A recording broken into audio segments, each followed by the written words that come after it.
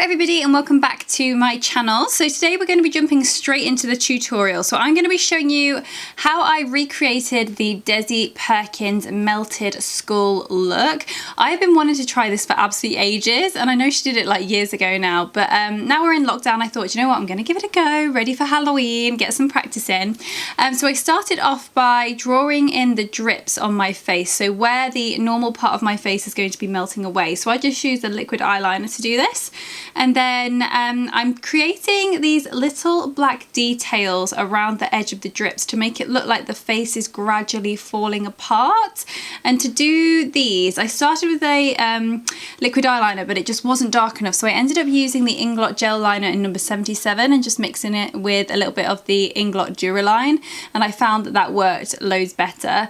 And then for the skull nose, this is like something I really struggle with. So I first drew it out using a liquid eyeliner, and then I went in with the Inglot gel liner in number 77 again, and I filled it in and tried to make it look as even but as rugged as possible. I didn't want it perfectly even, I wanted it a little bit like not symmetrical.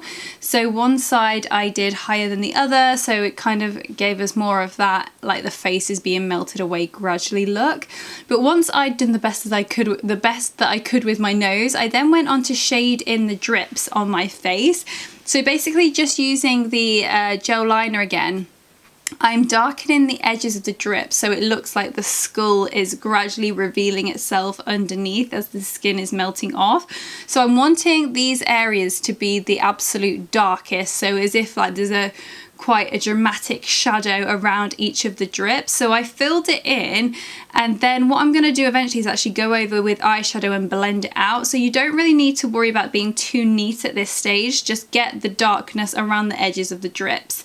And then here I'm starting with that black eyeshadow, and I'm starting to blend out the edges of the black gel liner and create that smokiness that makes it look more realistic. So for the black, I'm just using the Huda Beauty black from their rose gold palette, but you could use any black, any good black. I know that the Urban Decay Naked 2 palette has a good black in it. So just any black, and just gradually go around filling in the rest of the skin color, making it black, fade it out, make it as smoky or as like, I don't know, bits of light, kind of just create the dimension that you want for your skull. In the end, I did end up going over with a little bit of white face paint just to make it stand out a little bit.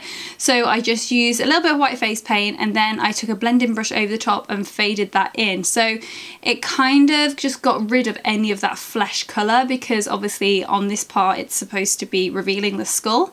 So I didn't want it to be able to see any flesh around the black, which is why I then went in with the white, just to make sure it looked more realistic, and also to give it a bit of dimension and make the colour look less flat, because obviously, you know, that doesn't make it look 3D and real. And then with the nose, I did the same thing. I just added a little bit of white and then went back in with black eyeshadow and kind of just created the effect as best I could. As I said, it's not what I'm best at when it comes to skulls. And then I just popped a little bit of that liquid eyeliner in my waterline, and then I also tried to cover up my eyebrow a little bit. So I went in with a bit of foundation, and then I went in with a bit of concealer just to try and conceal the brow, but in the end it didn't really matter either way. And then this is the black Snazaroo face paint. So I'm basically painting out the eye, like the orbital bone socket for the skull. Now when I first did it, I felt like, oh god, I feel like I've done 101 Dalmatians face paint. So what I ended up doing was taking a baby wipe and actually carving out the shape that I wanted for the skull socket. I tried to make it a little bit more rectangular rather than circle, because I found that that made it look a bit more spooky, a bit more edgy, a little bit more realistic, because when I initially just put it on and it was round, I just felt like it didn't suit the look, like I wanted it to look scary. I'm then taking the white Snazaroo face paint, and I'm just cleaning up the edges of that socket area, and so I'm taking it on with this flat brush, going right around the edge, and then I'm going to take a blending brush and buffing all that white out to make the rest of the face white basically. So I'm putting white all over the face, apart from obviously not on that section where the normal face, like the normal face of makeup is. And then on the bit where I'm trying to like make it look more like a skull, I tried to use the white as a guide to build the skull like shape, because obviously if you'd gone in with black straight away to carve out the skull, you know, black's obviously a lot harder to get rid of than white is, so I did use the white as a little bit of a guide. You can see here as I'm creating the upper and lower jaw, trying to get the shape before I then go in with the black. So then once I was happy with where all the white was, I went in with more of the black Snazaroo face paint, and I filled in all the negative space. So everywhere I felt like would be dark, I did dark, and everywhere that I felt like on the skull would be light, I kept light. So for me, I made sure that what was really dark was the bit where it met the top jaw into the bottom jaw, because obviously on a skull that would be detached. So I started to shade that in. On the bit where it meets the teeth, I gradually faded it out.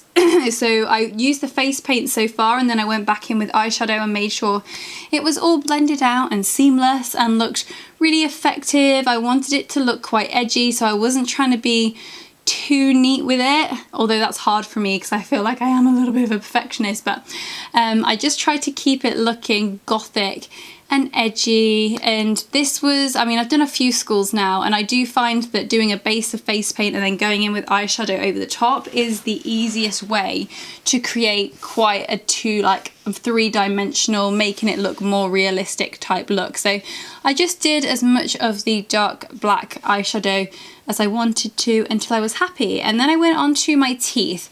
So teeth are hard and I'm not the best at it, and I'm sorry that I'm a little bit out of frame, but I basically took a liquid eyeliner and I drew out where I wanted the teeth to be, and then I went in and created little teardrop shapes in each of those sections to make it look like the root of the tooth and then the tooth.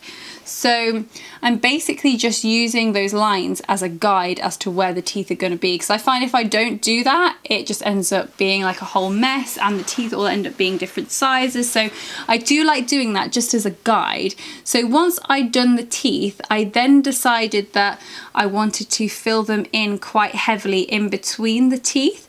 So I did do quite a lot of heavy shading. So like we did before, you can use the gel liner, pop that around and then blend it out with eyeshadow, because obviously that's going to create the most intense black look, and the eyeshadow can make it look a little bit more detailed. But what I ended up doing at the beginning, as you can see here, is I just took a little bit of eyeshadow and just mapped out where I wanted that darkness to actually be. And then, you know, if I was to do this again, I probably would have done the gel liner first, but I didn't. I mapped it out with shadow, but in the end I did end up going over with a little bit more gel liner in between the teeth to make it really dense and really, really dark. But you can see here, all I'm doing is filling in the gap in between the teeth and then dragging the shadow down a little bit to create a spooky gradient type look to the teeth. I don't know, I like it when the eyeshadow is dragged down quite far because I find it makes it look more standoutish. But you can see here that I'd actually added a little bit more gel liner to create a lot more depth, which I should have really done at the beginning. But then I took this white, I think I started off with the white NYX liquid liner, and then I ended up using white face paint because I just found it was easier, and I just made the teeth look a lot brighter and a lot more standout-ish. Doing layers like this just makes it look a lot more 3D and realistic. So rather than just like drawing it and that been done, like when you go back in with another colour and then back in with another colour, it can really help bring it to life a little bit more and make it look a little bit more three-dimensional and less flat. And I don't know, I think the white for me is one of the crucial parts of doing a skull, because when you add that little bit of white highlighted area on the teeth, it just really makes them stand out and look very skull-like, and I don't know, I love it. And then here I am going in again with more gel liner just to make the teeth really stand out. And then what I did to finish off the mouth is I actually filled in with a little bit of eyeshadow the inner part of my lip, because you could still see a little bit of the pink of my lip, so I wanted to get rid of that and make it look really dark. So here all I'm doing is using a little bit of eyeshadow to fill that in. And then next, all I'm doing is adding a little bit of highlights using a white face paint. So I'm doing the eye socket, a little bit around the jaw, just basically wanting to add detail to make it look more cool, make it look like more of a skull, just make it look more realistic. So you can basically pick wherever you want to put these highlights. I just kind of did what I felt looked good and added more, took more away, because it's so easy, especially when you're working with white, just to cover it up again. So I would always say have a little go, put it in a few different places and see how it looks. But yeah, I mean, white face paint is so easy to use, especially if you're using a eyeshadow blending brush. You can really blend it out and buff it out and get a nice little gradient. And then taking a brown eyeshadow and again just adding detail to the skull wherever you feel like you want it to go.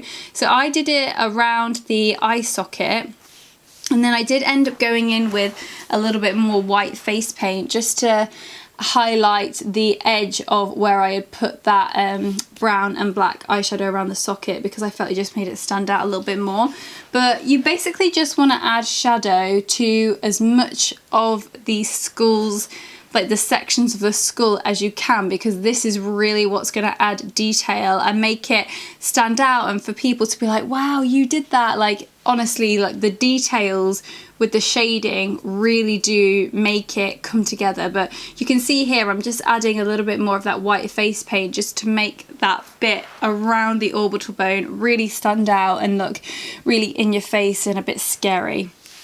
But as I say, I did end up taking it pretty much around everywhere, so like around my temple and jaw and all of that. And then I'm just taking a little bit of liquid latex. So this is in a flesh colour, and I just plopped it basically in the areas that I had drawn the drips at the beginning and just fiddled with it. To be honest, I think like when Desi Perkins did hers, she used a gel type consistency product, and I think that worked a lot better.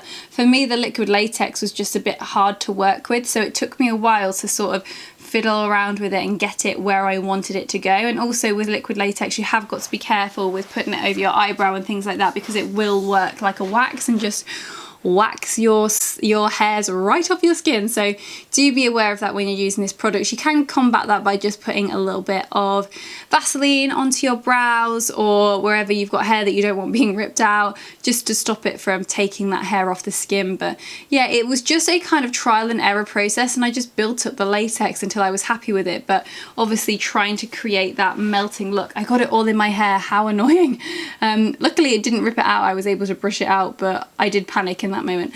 And so yeah, I just built up the liquid latex until I was happy with it and made it look as drippy as possible. But as I say, I do think the gel stuff that Desi used was probably a lot easier. And then again, just adding more shadowing detailing around the edge of the latex to make it look more 3D, to make it stand out, make it look like it's melting off my face literally in real life. And I don't know, I really liked this. I really liked shading around the drips because it just made them more defined and looked more like drips.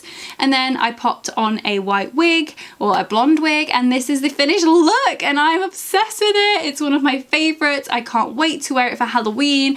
I hope lots of you have fun creating this look. Thank you so much for watching, and I will see you in my next video. Bye!